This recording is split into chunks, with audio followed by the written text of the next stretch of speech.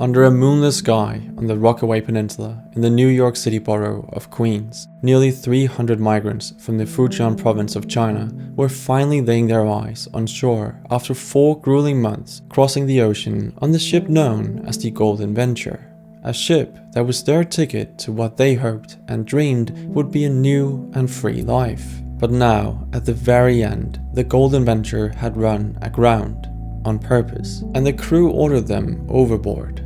The smugglers had just found out that federal agents had been tipped off about the human cargo, and if the ship docked in port, US authorities would intercept it and arrest everyone on board. Most couldn't swim, and 10 drowned.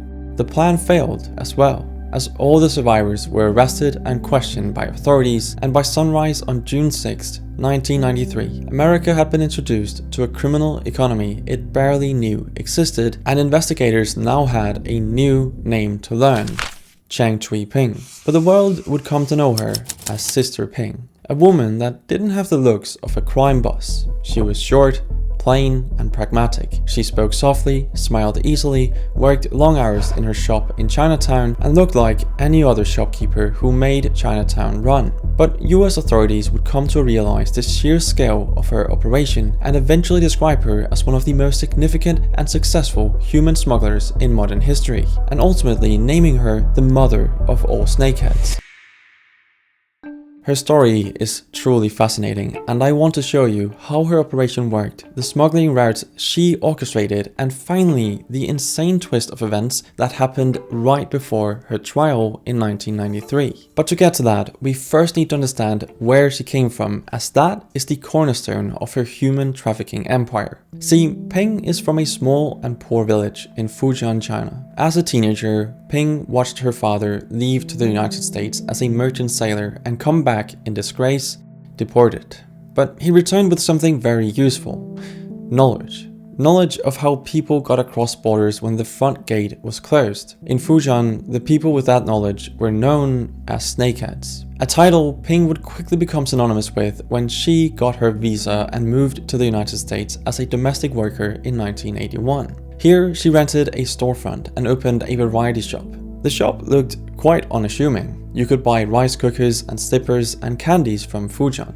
But if you were from certain villages, you knew the real inventory wasn't on the shelves. Sister Ping's shop was simply a front for a much larger and secretive business. A business that quickly grew in the right circles because Ping not only knew the smuggling routes that worked and the ones that had closed and didn't work, she also knew which consular windows were watched more closely and which airports had immigration officers with a lighter touch. Initially, she arranged individual journeys by air, by forging travel documents, arranging for a coach to teach the migrants how to answer questions, and a handoff at the very end of the journey. The fees were enormous. $18,000 became $35,000 very quickly for a short walk through an airport and some paperwork. Yet still, the demand for her services kept rising for one simple reason. See, Sister Ping was known for reliability in a trade full of cheats and scammers. She delivered. Life was good until it wasn't. Because in 1989, at a Canadian airport, an operation that relied on forged documents failed, leading to her first arrest. She was sentenced to 4 months in an American prison with an arrangement that made sense to both sides. She was to tell authorities about her rivals, their routes, and how they operated, leaving her with a very short time in jail. Most people who would find themselves in her position would probably put their criminal life behind them, but Sister Ping wasn't done with her endeavor. Prison had taught her not to stop her ways, but instead how to avoid getting caught again in the future. She now knew documents drew attention, and only with scale could you disperse it enough to hide in the shadows. If you move hundreds of people at a time by sea or over land, you don't need forged passports for each one. With scale, the risk gets diluted. The authorities might catch a few migrants, but the bulk get through. So she had to expand her operations to not get caught. A realization that came at the perfect time. A violent suppression of pro-democracy protests in and around Beijing's Tiananmen Square was happening. Chinese troops were opening fire on unarmed civilians, including students and workers, who were advocating for political reforms, freedom of expression, and an end to corruption. An event that catapulted her enterprise into the next stage. People were desperate and would do anything to get out of China and into the States. So Sister Ping orchestrated the movement of these migrants through 4 smuggling routes she had designed, 3 of which I'll show you now, and a last one that I'll have to reveal later in the story, and you'll see why later. But let me introduce you to the first route, that would start in Fujian, China, her hometown, and would take the migrants across land via buses or trucks and go through either Myanmar or Laos, eventually ending up at a secret dock in Thailand. From here, they would go on a cargo freighter, sail across the Pacific, and end up on the US coast, usually around California or directly to New York. This route was considered the highest risk of them all, as it had direct Pacific crossing, which would lead to a higher chance of more surveillance, as it looked very suspicious. Leading us to the second route. It started the same as the first route, but instead of going straight to the US, it stopped in Kenya or South Africa, where Sister Ping had a farm that gave her operational flexibility and provided a legal explanation for why these Chinese people were there. They work here. But when the journey continued, the migrants would either go on a transatlantic ship to South America or a forced flight, ending up in countries with loose visa requirements, but the most important hub was Ecuador. See, Ecuador didn't require visas for Chinese nationals at the time, making it one of the easiest legal doors into South America. From Ecuador, they would cross overland to Colombia, and then through the Darien Gap, a stretch of dense jungle that was and still is notorious for robberies, killings, disease, and exhaustion. Those who survived moved north through Panama, Costa Rica, Nicaragua, Honduras, El Salvador, and Guatemala. They mostly traveled by bus and trucks arranged by coyotes, with each border crossing requiring bribes or forged papers. This leg could take weeks, even months to complete. But then came another choke point. The migrants now had to cross into southern Mexico through Chiapas, a rugged, mountainous jungle area that funneled the migrants through narrow corridors, which meant gangs and authorities knew exactly where to target them. If they got through this unscathed, they would eventually arrive at the US-Mexico border and cross either by foot or hidden in trucks or cars. Now to Route 3. Route 3 is essentially the same as Route 2, but with the Africa leg removed. Cutting out the African leg reduced time, distance, and costs. Ships could sail directly across the Indian Ocean around Cape Horn or via the Cape of Good Hope and dock somewhere on South America's east or west coast. So those were the 3 of the 4 routes. It wasn't a glamorous journey, and the ships were truly cruel solutions, as they were nothing more than old freighter ships where you would have no air, no light, and no space due to the sheer amount of humans it had to hold. Humans who had all paid the same woman.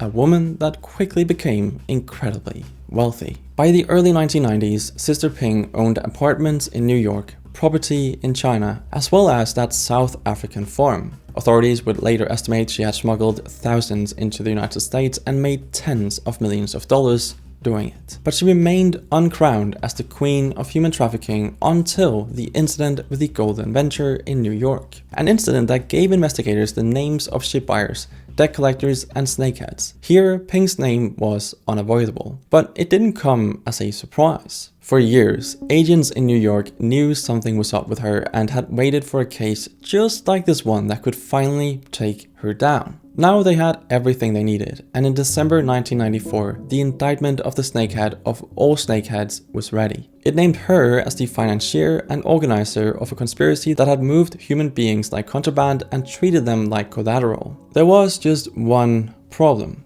Sister Ping had fled the country. The second hunt for the queen of human trafficking had begun. She had flown home to China, a country with no extradition treaty with the United States. She spent some time here, but ultimately ended up moving to Hong Kong, a place she felt was safe as it at that moment still offered legal and political complexities that could be used as a shield. In Hong Kong, she continued to operate and expand her smuggling empire, which is where the 4th and final route comes into play, as this was her entry into the European market. Now, the way this route worked was the same in the beginning as the 3 others, but instead of a ship, the migrants would take a flight from Thailand with forged documents to Rotterdam in the Netherlands, where safe houses were used to funnel migrants by truck or ferry into the UK, especially into Dover and other port cities. They entered either by claiming asylum or being dropped into illegal labor markets such as restaurants or construction. Her operation would continue for years, but in an office in Lower Manhattan, federal agents were waiting for her to make a mistake, and finally, in April 2000, she finally did. Her son's name appeared on a passenger list of a commercial flight going to Hong Kong. They contacted their counterparts in Hong Kong to catch her when she would hopefully come to pick up her son. She did. And when they stopped her, she provided multiple passports when asked to identify herself, including one from Belize. But nevertheless, her identity was a match, and for 3 years, she fought the inevitable in courts in Hong Kong. She hired lawyers and fought not for her innocence, but instead argued over extradition legality, hoping they couldn't extradite her to the United States, but the case was just too strong. And in July 2003, she was put on a plane and flown to New York City to finally stand her trial. 2 years later, in June of 2005, the jury returned guilty verdicts on conspiracy to smuggle aliens, on money laundering, on hostage taking, and on trafficking in ransom proceeds. She would receive a sentence of 35 years. For a woman aged 55 at the time, this might as well have been a life sentence. They wanted to set an example. The hunt was over and the queen of human trafficking had finally been taken down. And on April 24th, 2014, at age 65, she died in federal custody of pancreatic cancer. In the end, she's remembered as a Robin Hood-like figure in Chinatown. But she didn't treat the people she was supposedly helping how a true Robin Hood would. While Sister Ping herself wasn't known to pull triggers, she outsourced violence to gangs like Fugitive. These groups enforced her deaths with threats, kidnappings, and beatings. Migrants who tried to escape payment could have family members in China harassed or attacked. The bottom line is this: she ran an empire where human beings were treated as freight, boxed, shipped, held, ransomed, and worked off like debt-bonded slaves. Her cruelty wasn't in loud acts of sadism, but in a cold system that commodified desperation and left thousands scarred, indebted, or dead.